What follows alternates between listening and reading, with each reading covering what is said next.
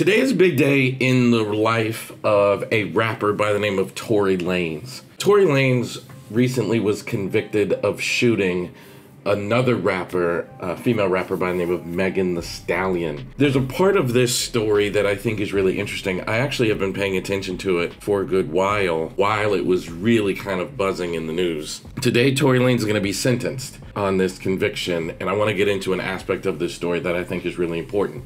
But let me reintroduce myself for those who don't know me. My name is Elliott Connie, and I'm a licensed psychotherapist, and I make videos in this series that we call Therapists React to talk about the psychological perspective of different stories happening in the news, how they impact people in the story or how they impact society in general, and just to highlight that psychology is important.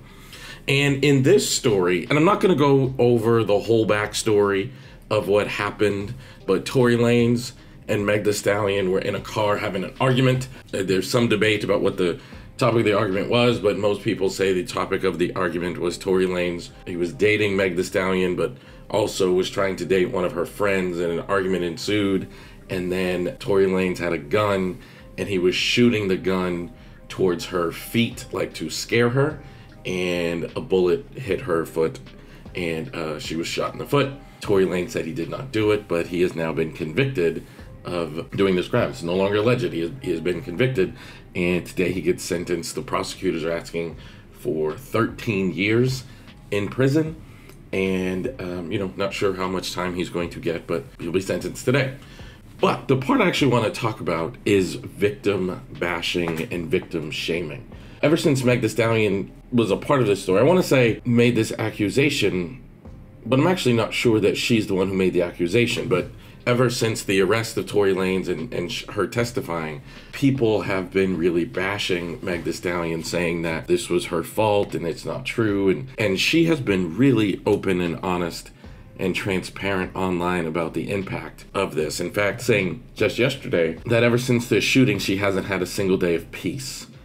And when I look around at the culture on the internet, whenever you make a statement or you take a position that people don't agree with, the internet becomes a really vile, negative place.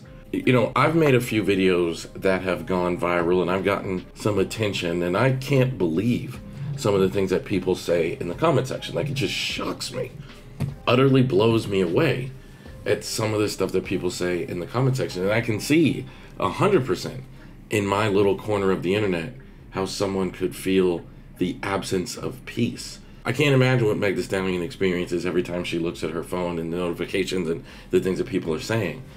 And I don't understand why we victim bash. I don't understand why when someone makes an accusation, why we don't just say, look, I wasn't there. I don't know what happened in that car between Tory Lanez and Meg Thee Stallion. I don't know what transpired in that argument. I don't know what happened with the gun, but I do know that police did an investigation, a trial has happened, and he has been sentenced. That should be enough. I remember when this story was really happening thinking so many people owe Meg Thee Stallion an apology. So many people owe Meg Thee Stallion a hug. So many people owe her grace. Whether you agree with what she's saying or not, I think we do have to acknowledge two things. You weren't there, and she is a human being that deserves peace and kindness.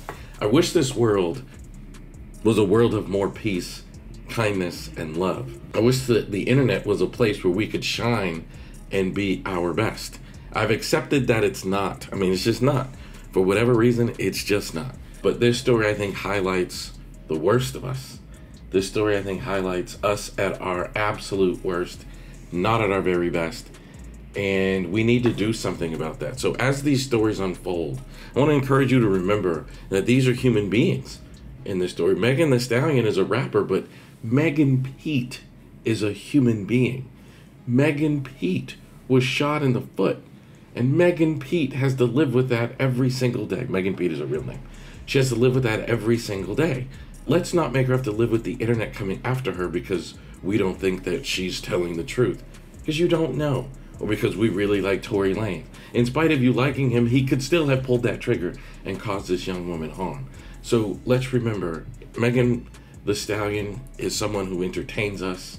She stands on stages and makes music and does whatever it is she does, and she has every right to do. But Megan Pete is somebody's daughter. somebody's friend, somebody's sister, somebody's aunt. She's a human being with emotions and feelings.